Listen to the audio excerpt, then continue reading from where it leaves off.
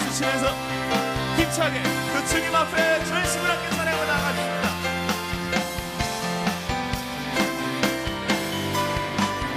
다 함께 선포할까요? 어두운 밤에 캄캄한 밤에 새벽을 찾아 떠난다. 종이 울리고 땅이 울어도 내 눈에는 오직 밤이. 한 번 더 고백할까요? 어두운 밤에 캄캄한 밤에 밤에 캄캄한 밤에 새벽을 찾아 떠난다. 종이 울리고 닭이 울어도 내 눈에는 오직 밤이었어. 함께 오주여 오주여 당신께 감사하리라.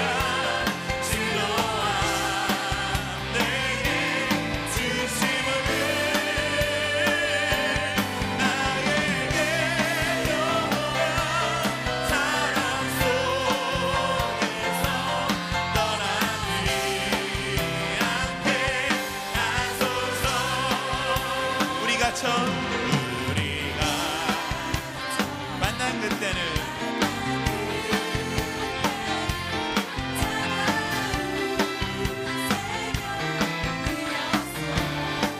아멘. 주님 맘속에 영영이 있음을 나는 느낄 수가 있었어. 오주여 오주여 당신께 감사하리라. 진로한 내게 주심을 나에게 영원한 사랑 속에서 떠나지 않게 하소. 한 번 더 고백할까요? 어두운 밤에 캄캄한 밤에 어두운 밤 끔찍하게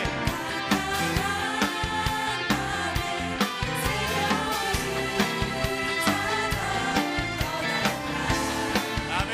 종이 울리고 닭이 울어도 내 눈에는 오직 밤. 우리 함께 우리를 구원하신 그 하나님 앞에 오주여 오주여 당신께 감사하리라. 진로한 내게 주심을 나에게 영원한 사랑 속에서 떠나지 않게 하소서. 다시 한번 오주여 당신께 오주여 당신께 감사하리라. 진로한 내게 주심을 나에게 영원한 사랑 속에서 떠나지 않게 하소서. 나에게 영원한 사랑 속에서 나에게 영원한 떠나지 않게 하소서. 할렐루야. 우리 구원하신 하나님 앞에 전심으로 박수 함께 올려주십시다. 아멘. 그 하나님이 우리와 함께 하십니다. 이를 믿으십니까? 아멘. 우리 그 믿음으로 그 은혜 감사하시면서 다시 한번 주님 앞에 고백하도록 합니다. 오직 주의 은혜로 지금 여기 서 있네. 한없는 경배 한없는 찬양 내 영혼 예배 드리네. 살리네. 나를 위해 이 땅에 오신 주의 그네 십자가 고통 이기신 주님 은혜였지. 우리 다 함께 오른손을 높이 들고 주네 날 채우시네. 주네 보게 하시네. 살아가는 동안 은혜로만 살린 십자가 은혜. 할렐루야. 십자가의 놀라운 은혜가 우리 가운데 있습니다. 여러분 믿으십니까? 아멘. 우리 그러한 믿음으로 우리 자매님들 함께 믿음으로 함께 고백합니다. 오직 주의 은혜로 오직 주의 은혜로 지금 여기 서 있네. 지금 여기 서 있네. 한없는 경배 한없는 찬양 내 영혼 예배드리리. 아멘. 우리 이번에 형제님들이 고백할까요? 나를 위해 이 땅에 오신 주의 그네 십자가 고통 이기신 주 함께 그네였지. 할렐루야. 주네 날 채우시네. 주네 보게 하시네. 살아가는 동안 은혜로만 살린 십자가. 우리 다시 한번 두 손을 높이 들고 믿음으로 선포합시다. 주네 날 채우시네. 주네 보게 하시네. 살아가는 동안 은혜로만 살린 십자가. 다시 한번 전심으로 고백할까요?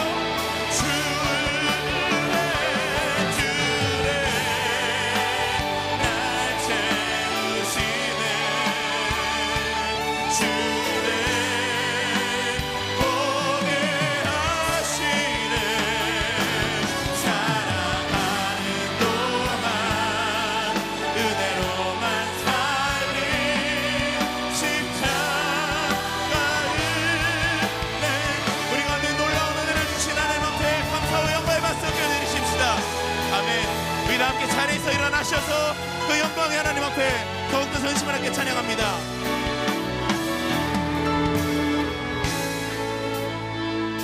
주님 큰 영광 받으소서. 홀로 찬양 받으소서. 모든 이름 위에 뛰어난 그 이름 온 땅과 하늘이 다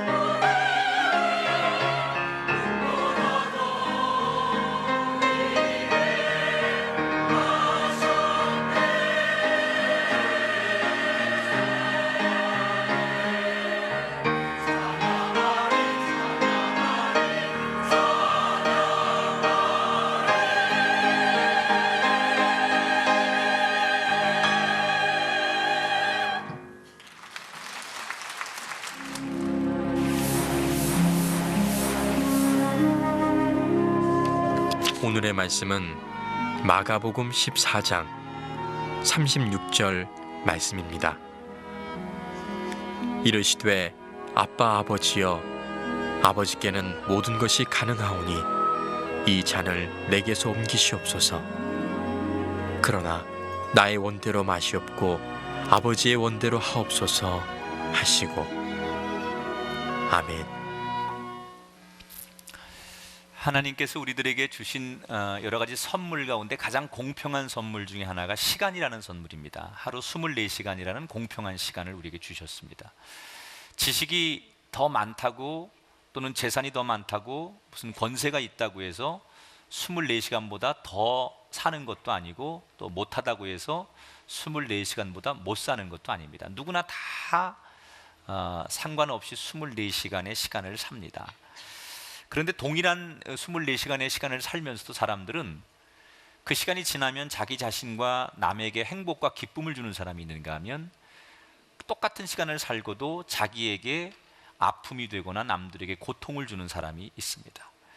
오늘 우리가 읽은 성경에 보면 예수님이 아주 충격적인 평가를 어떤 사람에게 하시죠. 뭐라고 하느냐, 너는 차라리 태어나지 않았으면 좋았을 뻔했다, 이런 얘기를 해요.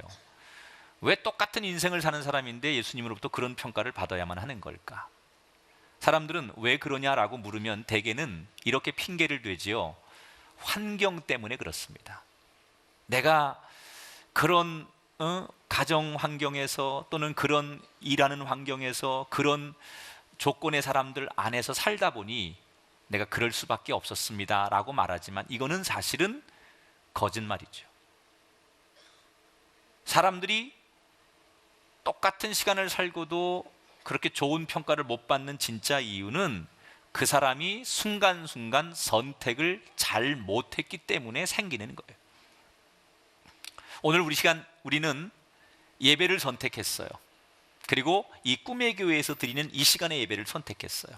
저는 여러분의 선택이 후회함이 없는 선택이 되길 바라고, 오늘 이 선택 때문에 여러분의 한 주간이, 또 오늘의 이 예배의 선택 때문에 여러분의 미래가 행복해지게 되시기를 주님의 이름으로 축원합니다.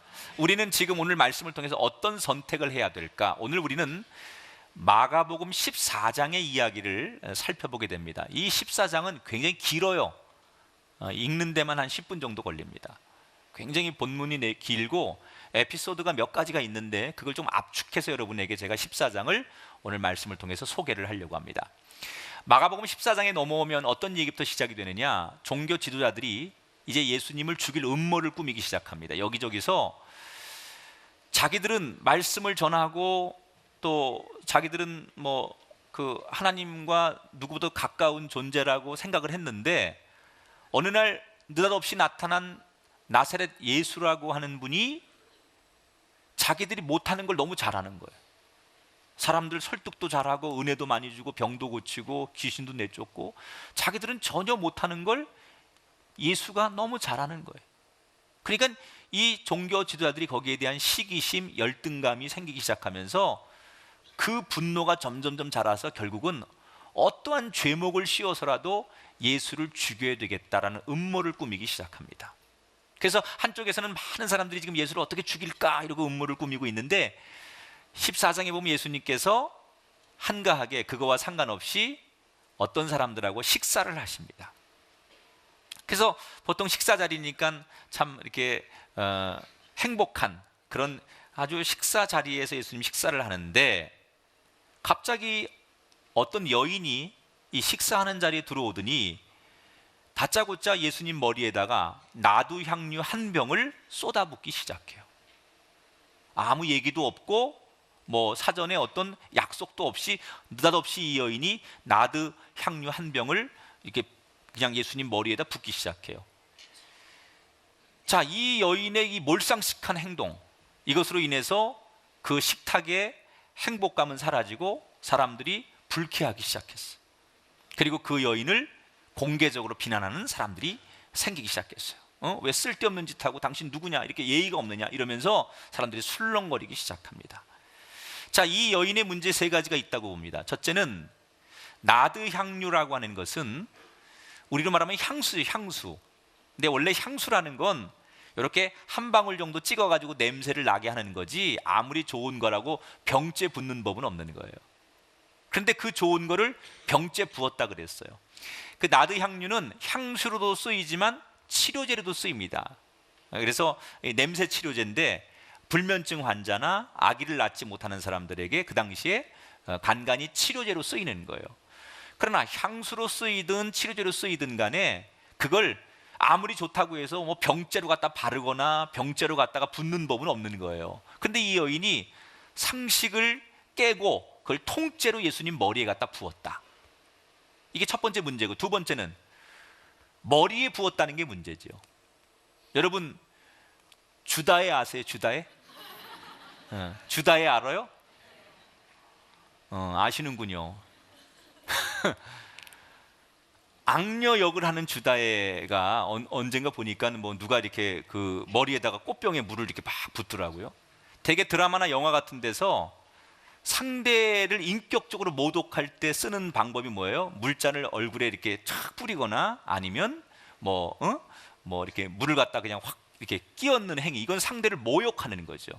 지금 이 여인이 예수님 머리에다 나드 향유 한 병을 갖다가 막 부었다는 얘기는 예수님을 인격적으로 모독했다라고 볼 수도 있는 사건이죠. 세 번째 문제는 뭐냐면 이 나드 향유는 굉장히 고가품이에요. 그 당시에. 그래서 그 당시에 노동을 하는 사람들이 하루 품삯을 받아서 1년 내내 한 푼도 쓰지 않고 그걸 다 모아야만 이 나드 향유를 살 수 있어요. 그러니까 아무나 살 수 있는 게 아니고 굉장히 비싼 가치가 있는 그런 건데 이걸 단번에 허비를 했다는 거죠. 예수님 주변에 식사하던 제자들이 공개 비난한 내용 중에 하나가 그거 아니에요?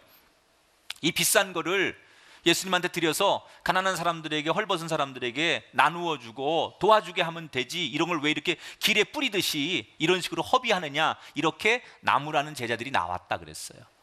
그러니까 적어도 한 3가지 정도의 문제가 이 여인에게 있었다는 거죠. 그래서 사람들이 그를 비난하고 사람들이 그에게 질책을 합니다. 자, 화가 난 주변 사람들 그리고 당황해서 어쩔 줄 몰라 하는 이 여인 사이에 예수님이 딱 중간에 서 있어요. 제가 만약 예수님이라면 전 이랬을 것 같아요.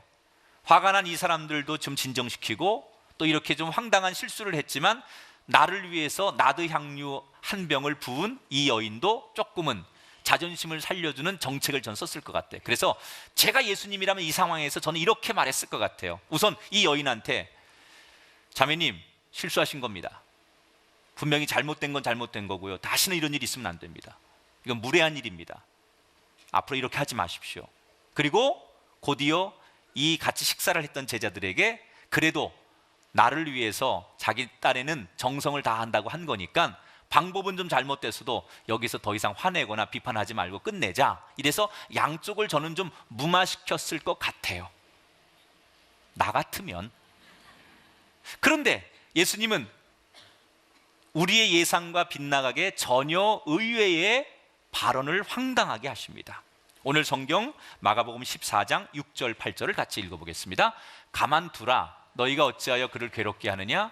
그가 내게 좋은 일을 하였느니라. 그는 힘을 다하여 내 몸에 향유를 부어 내 장례를 미리 준비하였느니라. 이 여인의 행위가 예수님 볼 때 뭐였다고요?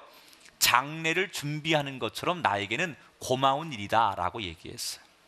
자, 여러분 장례식장에서 입관하는 장면을 한번 떠올려 보십시오.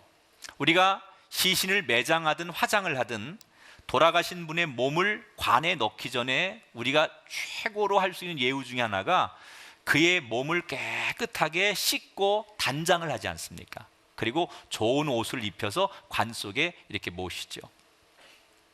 예수님께서는 지금 이 여인이 당신에게 한 행위가 바로 그런 입관 예식 같아서 좋았다 이렇게 말씀하시는 거예요. 물론 이 여인이 그런 목적을 가지고 예수님한테 향유를 부은 것 같진 않아요. 이걸 부어드리면 예수님이 내가 장례를 준비하는 거지, 이런 목적을 가지고 그렇게 한 건 아닌 것 같아요. 다만 그냥 예수님한테 은혜를 입었는데 어느 날 하나님이, 성령님이 그의 마음에 감동을 주시는 거예요. 그 예수님에게 내가 주고 싶은 것, 내가 드릴 수 있는 것, 모든 것을 드리고 싶은 감동이 있었던 거예요. 그냥 그 감동을 절제하지 않고 그냥 표현했다는 거죠. 그런데 예수님은 그걸 좋게 받아주셨어요. 여러분, 언제나 주님은 우리를 좋게 보시는 분이에요. 우리가 작은 소리로 찬양해도 그걸 기쁘게 받으시고, 때때로 우리가 뭘 하다가 실수하고 잘못해도 그걸 아름답게 여미어서 받아주시는 분이 주님의 시각이에요. 여러분, 오늘도 그 주님의 사랑의 손길에 힘을 얻으시고 용기를 내기를 주의 이름으로 축원합니다. 사실 지금 예수님에게는 위로가 필요했어요. 지금 마가복음 얘기를 쭉 하면서 예수님께서 제자들에게 이제는 예수님이 죽음이 임박해 오면서 내가 죽을 날이 멀지 않았다라는 얘기를 계속 제자들에게 하고 있는 거예요. 근데 누구보다도 예수님의 죽음에 대해서 공감해주고 그 죽음에 대해서 같이 동조해야 될 제자들은 아직도 예수님의 죽음을 이해하지 못해요. 그래서 자기들끼리 자리 다툼도 하고, 심지어 예수님 왜 죽으려고 하느냐고 헛소리하고 막 이런 제자들 틈바구니 속에 예수님은 너무 외로운 거예요. 여러분, 예수님도 위로가 필요해요. 생각해 보세요. 지금 십자가라고 하는 엄청난 죽음 앞에 예수님도 위로가 필요할 거 아니에요. 누군가가 예수님이 그 걸어가는 길을 인정해주고, 예수님은 참 대단하십니다. 어떻게 우리가 예수님을 도울 수 있을까요? 예수님 그 길을 가셔야 하는데 우리가 어떻게 할까요? 기도해드릴게요. 뭐 이러면서 예수님을 좀 이해해주고 예수님을 위로해주는 그런 게 지금 예수님에게 필요할 때예요. 근데 아무도, 가까운 제자들 그 누구도 예수님을 위로하거나 예수님을 이해하는 사람이 없어요. 그런데 오히려 이 여인은 예수님에게 위로가 되는 거예요. 그 나드 향유 한 병을 머리에 붓는 그 행위가 예수님에게는 어떤 것보다도 위로가 되는 거예요. 내 죽음을 전혀 이해하지 못하는 이 제자들보다는 마치 내 장례식을 준비하는 것처럼 그 향유 옥합을 내 머리에 부은 이 여인의 행위가 예수님으로서는 위로도 되고, 그렇게 마음속에 평화도 주고 기쁨도 주는 행위라고 생각하는 거예요. 그래서 그걸 예수님이 기쁨으로 받아들이시고 이 여인을 칭찬하세요. 힘써 이 여인이 나에게 한 일이니 복음이 전하여지는 곳에 이 여인의 이름도 함께 기억되게 하라 그랬어요. 자, 예수님은 이 여인이 세상 상식의 눈으로 볼 땐 실수하고 잘못한 일이지만 그것을 아름답게 해석해주고 그것을 의미 있게 해석해주면서 이 여인이 마음만큼은 나를 향하여 힘을 다하여 사랑한 행동이라고 받아주셨다는 얘기예요. 여기서 우리는 하나님 앞에 어떻게 봉사하고 헌신해야 되는지에 대해서 알고 가야 돼요. 예수님이 이 여인에게 뭘 칭찬하셨어요? 힘을 다하여, 최선을 다하여 나에게 했다. 그걸 예수님이 인정해 준 거예요. 여러분들이 어느 날 예배를 드리다가 기도하다가 마음속에 감동이 올 때가 있어요. 그래, 저 일을 내가 했으면 좋겠다. 나도 헌신하고 봉사해야지 라는 그런 마음의 감동이 탁 오면 그때 그 감동을 여러분이 어떻게 표현해야 되느냐, 이 여인처럼 힘을 다하여, 다시 말하면 최선을 다하여, 후회하지 않을 만큼 내가 그걸 선택해 놓고 조금 더 할 걸, 조금 더 잘할 걸, 이렇게 후회가 남는 선택이 아니라 내가 후회 없이 최선을 다했다, 난 정말 후회 없이 해봤다 라고 말할 만큼 최선을 다하는 헌신과 봉사에 하나님이 감동하신다는 거예요. 있는 힘을 다해서 최선을 다해야 돼. 제가 어릴 적에 부흥에 참석했을 때 지금도 기억이 나요. 어떤 부흥사 목사님이 교인들에게 이렇게 얘기하더라고요. 여러분, 우리가 하나님 앞에 뭔가를 결심하고 다짐할 때 첫 마음이 진짜입니다. 그런 얘기 하셨어요. 그게 뭔 얘기인지 그땐 몰랐는데 제가 나중에 이렇게 목회를 하고 신앙생활 하다 보니까 그 얘기 가슴에 와닿아요. 우리가 하나님 앞에 뭔가를 결단하고 서약할 때가 있어요. 예를 들어서 우리가 뭐 전도하는데 나는 몇 명 전도해야지, 나는 어떻게 헌신해야지, 또는 나는 건축하는데 내가 어떻게 하나님 앞에 나는 건축을 영광을 돌려야지, 이런 우리가 결심을 할 때가 있어요. 그런데 마음속에 첫 마음에는 은혜가 될 때, 그래, 내가 정말 무리해서라도 내가 있는 힘을 다해서 하나님을 위해서 이번에 이렇게 해야지라는 결심을 합니다. 그때는, 그런데 그렇게 결심하고 집에 돌아가서 가만히 하루 저녁 자고 나면 생각이 바뀌는 거예요. 내가 하긴 하는데 뭐 그렇게까지 내 형편에 그렇게까지 할 필요 있어요? 나보다 훨씬 여유로운 사람도, 나보다 더 잘 사는 사람도 그거밖에 안 하는데 내가 그렇게 할 필요가 있나? 하나님도 내 형편 다 아시는데. 그래서 그 첫 마음에서 조금 후퇴해요. 반만 하자, 반만. 그러다가 또 얼마 지나면 반도 많어. 안 하는 사람도 있는데 참여만 해도 기쁜 거지. 그래서 그저 참여하는 데 의미가 있는 거지. 그러면서 그 하나님 앞에 내가 할 수 있는 최선의 마음에서 점점점 작아져 가지고 결국 작은 것을 드린다는 거예요. 물론 안 한 것보다 낫지만 그런 헌신과 그런 다짐을 하나님이 원하시지 않는다는 거예요. 우리가 하나님 앞에 뭔가 헌신하고 봉사할 때 있는 힘을 다하여 후회함이 없을 만큼 최선을 다할 때 하나님께서 우리에게 반응하신다는 거예요. 얼마 전에 우리나라에 영화 하나가 개봉됐는데 차이니즈 조디악이라고 하는 영화인데, 이것은 성룡이라는 여러분 유명한 그 홍콩 배우죠. 이 사람이 감독도 맡고 주연도 맡았어요. 근데 성룡이 올해 나이가 60입니다. 아셨어요? 지금도 영화를 찍으면서 대역을 쓰지 않습니다. 그 위험한 성룡의 영화는 100% 리얼한 영화예요. 거의 다 대역을 쓰지 않습니다. 자기가 직접 위험한 액션 장면을 다 소화해내요. 그리고 요즘 영화들은 조금 위험하고 이런 장면들은요, 대역을 쓰지 않으면, 그것도 위험하면 CG, 컴퓨터 그래픽을 통해서 이렇게 그 가상으로 만드는데 그게 실물과 똑같기 때문에 CG를 많이 씁니다. 그런데 이 성룡의 영화는 CG를 쓰지 않고 대역을 쓰지 않는 것으로 유명해요. 웬만하면 자기가 위험천만한 그 모든 그 액션 역할을 다 해요. 그래서 이 사람이 한번 영화를 찍고 나면 뭐 몸이 다치는 건 물론이고 정말 죽을 고비를 한두 번 넘기는 게 아니라는 거예요. 그 사람들이 그렇게까지 위험하게 무리하게 영화를 찍을 필요 있느냐? 좀 대충 해라. 너 너무하는 거 아니냐? 이렇게 비판하지만 성령을 그렇게 생각하지 않는 거예요. 내가 이 한 편의 영화를 찍고 죽는 한이 있어도 내 이름을 걸고 찍는 영화니까 나는 정말 후회 없이 모든 걸 다 보여주겠다는 거예요. 그러니까 전 세계에 아직도 성령의 영화를 좋아하는 골수 팬들이 있어요. 얼마나 멋있어요. 자기의 일에 최선을 다하는 거예요. 누가 봐도 야, 저 사람은 정말 능력이 좀 부족해도 최선을 다하는구나. 그러면 그 사람을 우리가 인정하게 된다는 거예요. 근데 더 할 수 있는데도 불구하고 저 사람이 최선을 다하지 않는다고 여길 때 그 사람이 참여했지만 우리는 그것을 좋게 옳게 받아들이지 않는다는 거예요. 여러분, 세상은 좀 미쳐야 돼요. 미친 사람이 1등합니다. 막 노래에 미친 사람이 노래도 잘하고요. 뭐 정말 그냥 뭐 자기가 하는 일에 막 글 쓰는 일에 미치고 막 책 읽는 일에 미치고 만화 그리는데 미치고, 그러면 미친 사람이 보면 항상 리더가 돼요. 미친다는 게 뭡니까? 최선을 다하는 거예요. 어느 분야든지 위대한 업적을 이루거나 사람들에게 존경을 받는 인물들을 보십시오. 대충 적당히 했는데 난 이렇게 됐다, 이런 사람은 없습니다. 매 순간을 내 인생의 마지막이라고 생각하고 최선을 다할 때, 마치 오늘 본문의 이 여인처럼 나드 향유 한 병을 예수님께 다 쏟아부은 이 여인처럼, 자신의 목표를 위해서 모든 에너지를 아낌없이 쏟아부은 이 여인처럼 그렇게 최선을 다할 때 거기에 하나님의 감동이 있고 역사가 나타나는 거예요. 대충 사는 사람들, 여러분, 대충 합시다. 대충. 그게 겉으로 보면 현명해 보이죠. 여러분, 우리가 많이 유혹받는 것 중에 이런 거예요.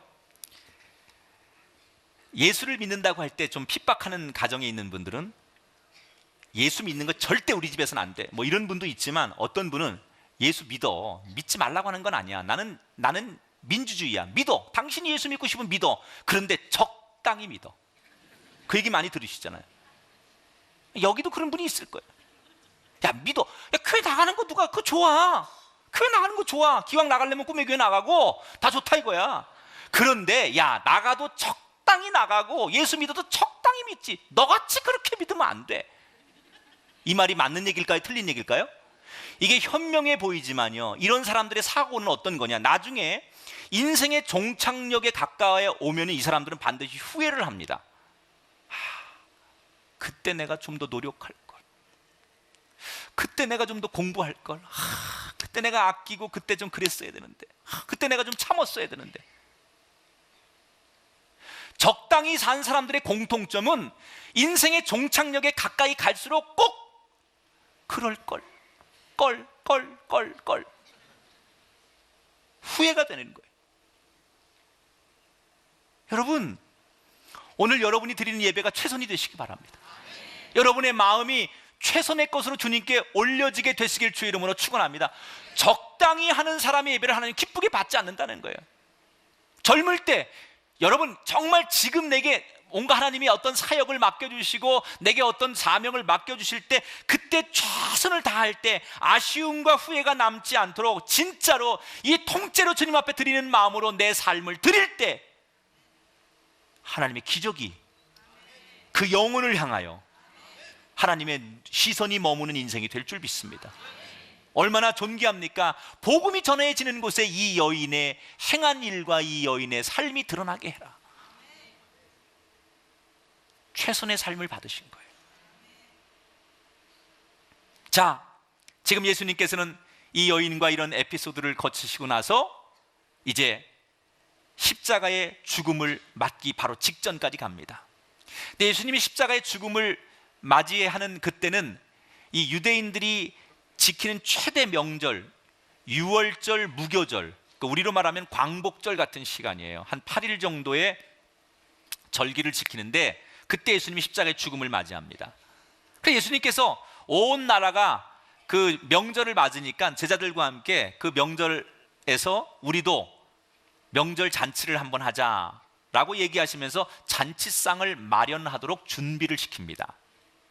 근데 사실 예수님께서 제자들에게 지금 십자가 죽음 앞두고 한가하게 잔치상 받고 잔치하기 위해서 그런 게 아니라 의도가 있으신 거죠. 아직도 예수님의 죽음을 깨닫지 못하고 이해하지 못하는 제자들에게 이 잔치상을 통해서 예수님의 죽음을 다시 한번 가르쳐주고 확인해주고 싶었어요. 그래서 잔치상이 딱 열리자 예수님께서 그 잔치상에 마련된 음식을 통해서 시청각 재료로 제자들이 가르치는 거예요. 우선 빵을 예수님께서 이렇게 딱 찢으면서 내가 이렇게 이 빵이 찢어지는 것처럼 참혹하게 죽을 것이다. 그리고 연이어 포도주 잔을 돌리면서 이 포도주처럼 내가 처절하게 피를 흘리며 죽게 될 것이다 라고 말씀하십니다. 자, 이렇게 예수님이 마지막까지 당신의 죽음을 교훈하시면서 이 만찬의 자리에서 예수님이 두 사람에게 경고를 하십니다. 한 사람은 예수님을 은삼십에 판 가룟 유다고 또 한 사람은 예수님의 수제자 베드로예요. 두 사람에게 예수님께서 경고를 해요. 그런데 가룟 유다에게는 예수님이 아주 노골적으로 경고를 하시죠. 뭐라고 얘기합니까? 네가 나를 배신하려고 한다는 사실을 나는 알고 있다. 그리고 너는 차라리 태어나지 않았으면 더 좋을 뻔했던 사람이다 라고 노골적으로 예수님께서 가룟 유다에게 그 만찬의 자리에서 얘기를 하십니다. 여러분, 지금 이 상황에서 예수님께서 가룟 유다에게 더 강도 높게 노골적으로 네가 나를 팔려고 한다는 것을 알고 있다라고 이렇게 직접적으로 얘기하신 이유가 뭘까요? 가룟 유다가 지금이라도 자기의 행동을 뉘우치고 돌이켜서 회개하기를 예수님께서 기회를 주시는 거예요. 마지막 순간까지 예수님께서 가룟 유다에게 기회를 주셨다는 거예요. 여러분, 성경을 읽다 보면 왜 가룟 유다가 그렇게 똑똑하고 예수님 앞에 충성하던 가룟 유다가 왜 예수님을 배신했을까? 은 30냥이 탐나서, 물론 그것도 이유가 있겠지만 사실 더 근본적인 문제는 이 가룟 유다에게는 내가 생각하는 예수님이 아니에요. 자기가 처음에 만난 예수님은 기적을 일으키고 가는 곳마다 놀라운 이적을 행하고 사람들을 구름대처럼 모으면서 사람들에게 인기와 명예를 얻는 그런 예수님. 그래서 그 예수님을 쫓아다니면 나도 적어도 세상 살아가는데 내 꿈을 이룰 수 있는 그런 통로가 될 수 있는 분이라고 생각했어요. 그런데 자기가 처음 알았던 그 예수님, 자기가 믿고 싶은 그 예수님이 아니라 점점 예수님이 지금 사람들에게서 벗어나서 인기와 명예를 벗어나서 십자가의 죽음을 향해 가는 거예요. 그 옛날 처음 만났던 그 예수님이 아니에요. 말 한마디에 기적을 일으키고 사람들을 구름대처럼 모으고 그 사람들이 나사렛 예수를 연호하게 만드는 그런 능력 있는 예수가 아니라 언젠가부터 예수가 갑자기 초라해지기 시작했어요. 자신 없어요. 그리고 예수님의 그 미래가 밝지 않은 거예요. 다시 말하면 가룟 유다의 문제는 내가 믿고 싶은 예수가 아닌 거예요. 여러분, 이게 우리의 문제예요. 우리가 교회에서 갈등하고 신앙생활 하면서도 누가 무슨 기독교에 대한 나쁜 소식 하나가 딱 예를 들어 뉴스에 나오면 그래 교회는 다닐 것도 없어 이러고 실망하고 금방 막 식는 사람들, 이게 왜 문제가 있느냐? 내가 믿고 싶은 예수만 믿어서 그래요. 그냥 존재하는 예수를 믿어야 되는데 내가 믿고 싶은 예수만 믿는 거예요. 가룟 유다처럼 내가 원하는 예수만 믿는 거예요. 내가 듣고 싶은 복음만 듣고 내가 보고 싶은 것만 보면서 예수를 믿고 싶은 거죠. 가룟 유다는 자기가 생각했던 예수님이 아니라고 생각하니까 실망을 하는 거예요. 그래서 그 예수님이 더 이상 자기에게 스승이거나 존귀한 분일 수 없는 거예요. 그 배신감에 예수님을 파는 거예요. 여러분, 우리의 신앙이 오늘 가룟 유다 같지 않습니까? 내가 믿고 싶은 것만, 내가 보고 싶은 것만, 내가 생각하고 상상하는 예수만 믿으려고 한다면, 오늘도 내가 교회 나와서 예배하는 목적이 내가 생각하는 것만 얻기 위해서 예배하는 거라면 우리는 내 앞에 존재하는 예수를 부인하는 가룟 유다 같은 신앙생활을 하는 거라는 거예요. 있는 그대로, 그 모습 그대로 그 예수님을 받아들이는 우리가 되기를 주의 이름으로 축원합니다. 그런데 끝끝내 이 가룟 유다는 예수님의 경고에도 불구하고 유월절 잔치 자리에서 사라집니다. 그리고 남아있는 제자들에게 예수님께서 가룟 유다가 사라지자 너희들도 나를 다 버릴 것이다 라고 예언을 하십니다. 그랬더니 베드로가 얼른 나서서 한사코 부정하죠. 선생님, 무슨 말씀입니까? 섭섭하시게. 내 인생에 배신이란 단어는 없습니다. 배자도 꺼내지 마시오. 나는 사과만 먹습니다. 아니, 어떻게 예수님이 우리한테 예수님을 배신할 거라고 그렇게 말씀하십니까? 섭섭합니다. 저 그런 사람 아닙니다. 내가 목에 칼이 들어올지언정 절대 예수님 배신한 일 없을 겁니다. 그렇게 호언장담을 하니까 예수님이 다시 뭐라고 경고해요? 오늘 밤 닭이 2번 울기 전에 네가 나를 3번 부인할 것이다. 그랬더니 베드로가 더 막 그냥 혈압을 올리면서 그럴 일은 없을 거라고, 사람 잘못 보셨다고, 그러면서 굳게 맹세를 합니다. 다른 제자들도 역시 마찬가지예요. 선생님, 무슨 말씀 그렇게 합니까? 어떻게 저희가 선생님을 배신할 수 있습니까? 그리고 다 얘기하죠. 그런데 결국 누구 말이 맞아요? 예수님 말이 맞아요. 결국 베드로를 비롯한 예수님의 제자들은 예수님이 잡히시자 처음에는 예수님을 보호하려고 베드로가 칼도 빼들고 어떻게 막아보려고 했지만 그 완전 무장한 병사들을 이길 수 없으니까 결국 무서워서 예수님을 놔두고 자기들끼리 뿔뿔이 도망가고 흩어지고 말아요. 자, 우리가 인생을 살면서 어떤 잘못된 선택을 하는 중요한 원인 중에 하나가 바로 이거예요. 우리 주변에 나를 향해서 정말 진심 어린 충고를 우리가 때때로 무시할 때, 그때 우린 잘못 선택을 하더라는 거예요. 여러분, 나보다 훨씬 전문적인 지식과 아주 많은 경험을 가진 사람이 나를 향해서 어떤 충고를 했어요. 그런데 그 충고를 내가 무시하는 거예요. 쓸데없는 소리 하지 마라. 나는 내 감을 믿어. 난 내가 판단을 믿어. 내가 판단. 그렇게 쓸데없는 얘기하지 말아요. 나한테 그런 얘기하려면 만나지도 마, 오지도 마. 누군가가 나를 위해서, 이 사람이 오랜 경험이 있거나 전문성을 가지고 또는 기도하는 사람이 나한테 좋은 충고를 해주면 그걸 그냥 무시하는 거예요.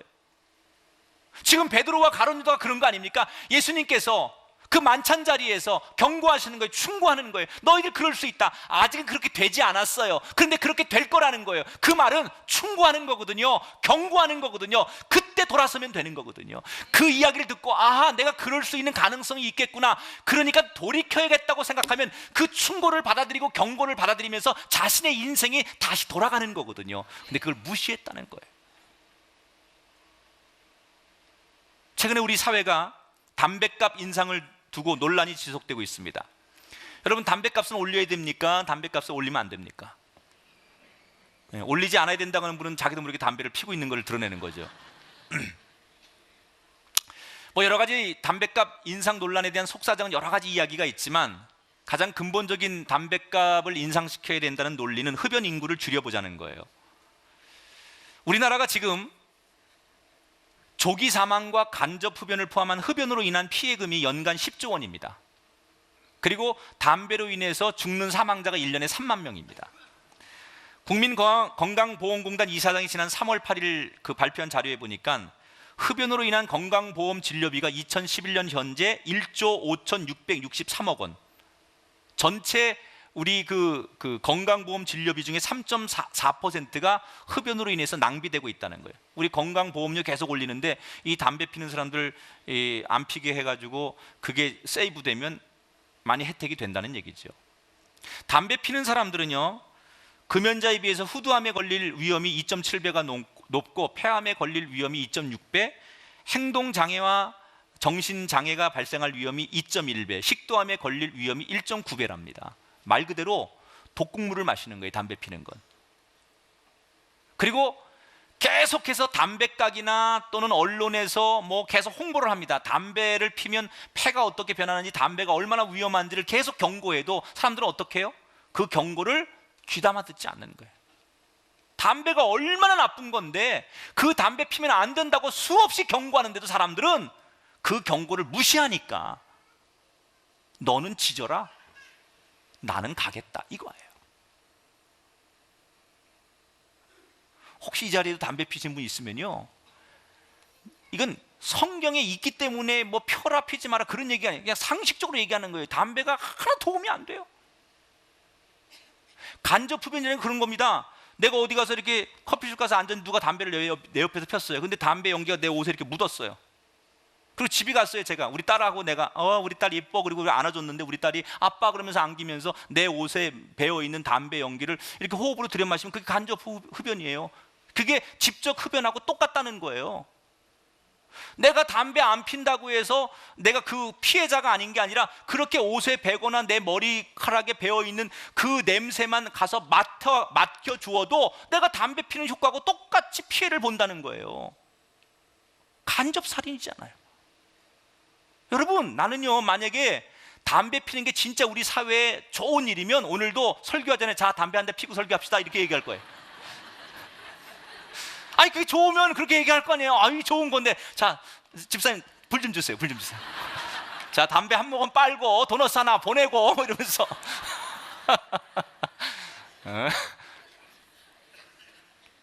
좋은 거면 하라고 하죠. 아무 좋은 게 없는 거예요.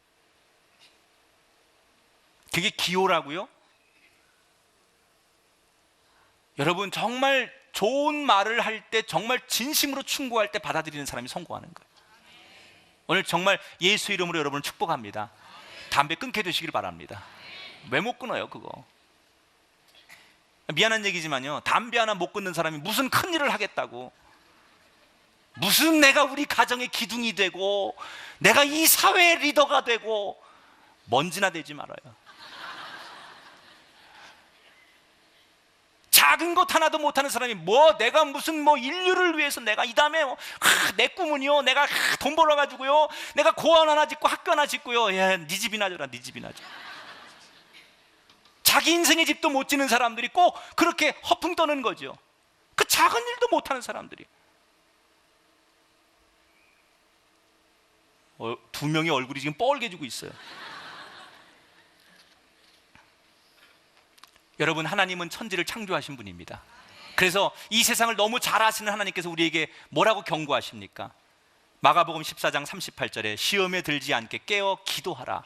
마음에는 원이로되 육신이 약하도다 그랬어요.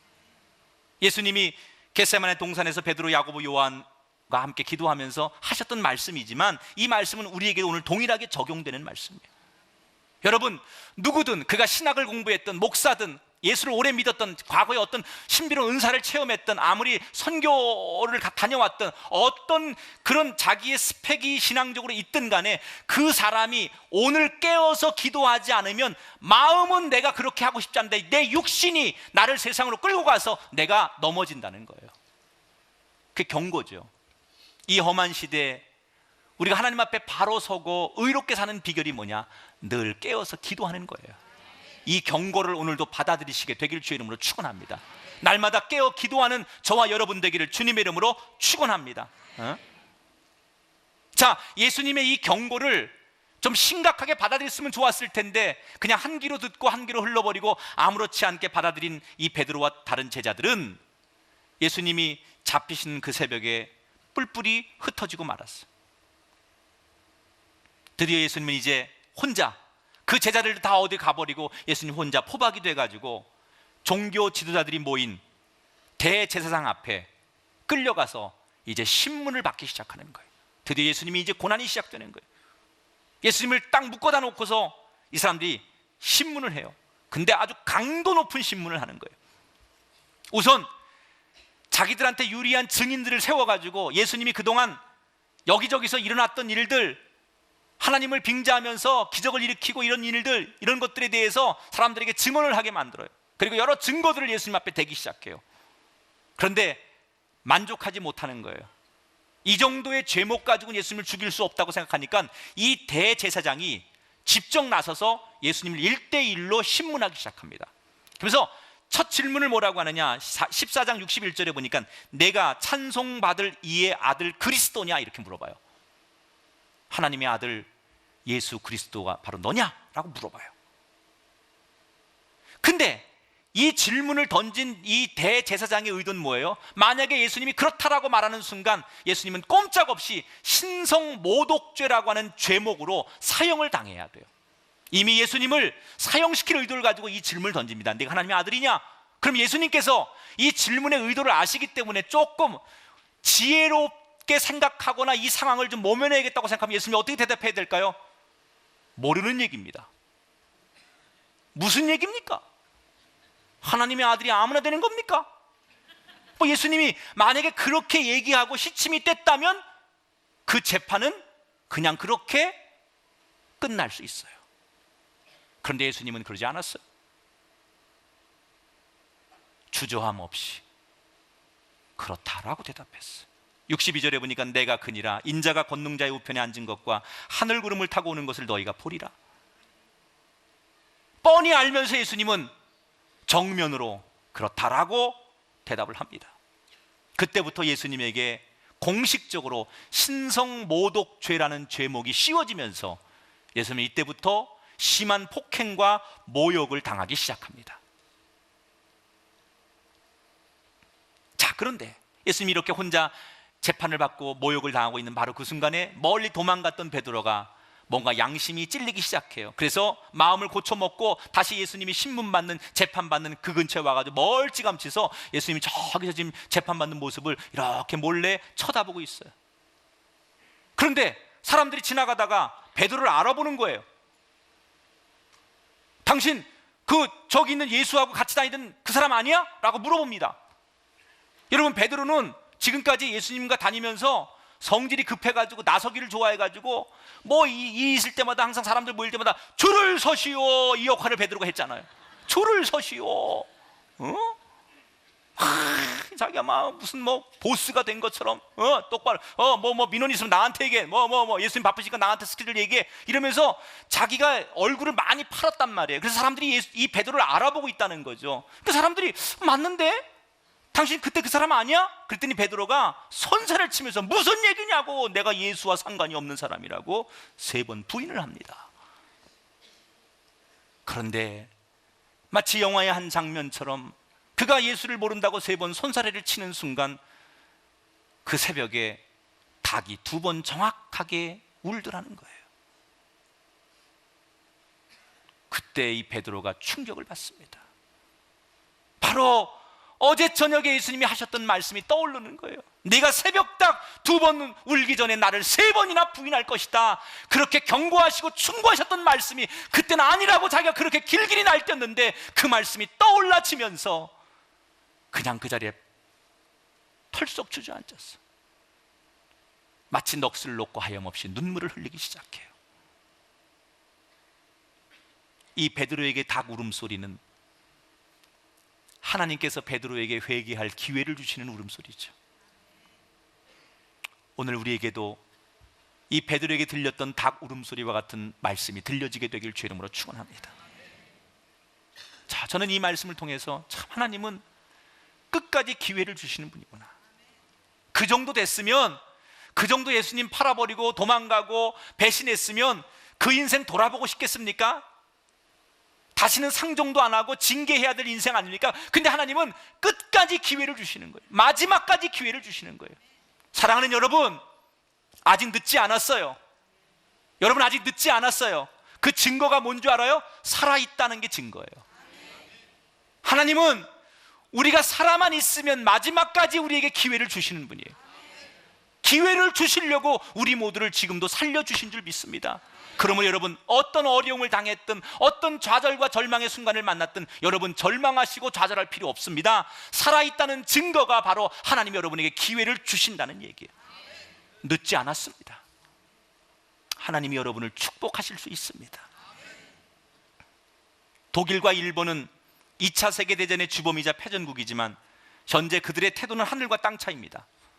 독일은 매년 국가 지도자들이 직접 나서서 독일의 역사적 과오를 인정하고 피해자들에게 거듭 사과를 합니다. 그리고 다시는 그런 악한 죄를 반복하지 않겠다고 공개적인 다짐을 합니다. 그런데 일본은 기회만 있으면 자기들의 악행을 정당화시키거나 그런 적이 없다고 시치미를 뗍니다. 그 대표적인 예가 바로 우리나라에 있는 위안부 할머니들에 대한 보상 문제예요. 인정하지 않잖아요.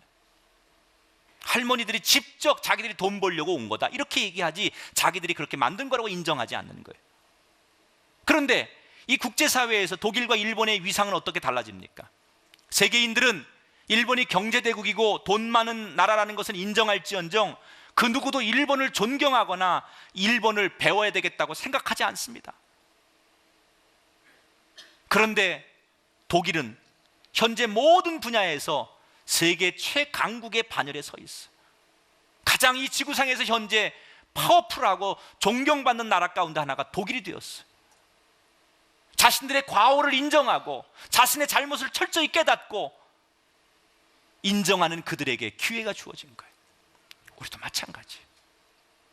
내 허물과 부족함, 연약함을 마지막 순간까지, 내 호흡이 있는 순간까지 내가 인정하고 내가 하나님 앞에 엎드릴 때 하나님은 나를 다시 귀한 자로 세워주실 줄 믿습니다. 지난날에 잘못을 놓고 고통스러워하는 분이 계십니까? 너무 늦었다며 절망과 좌절 가운데 사시는 분이 계십니까? 하나님 앞에 돌이키지 못할 만큼 답답한 심정으로 사시는 분이 계십니까? 늦지 않았습니다. 하나님은 마지막까지 우리에게 기회를 주시는 분이라는 사실을 기억하시면서 최후의 순간까지 하나님의 그 기회의 손을 붙들고 일어서는 저와 여러분이 되시기를 주님의 이름으로 축원합니다.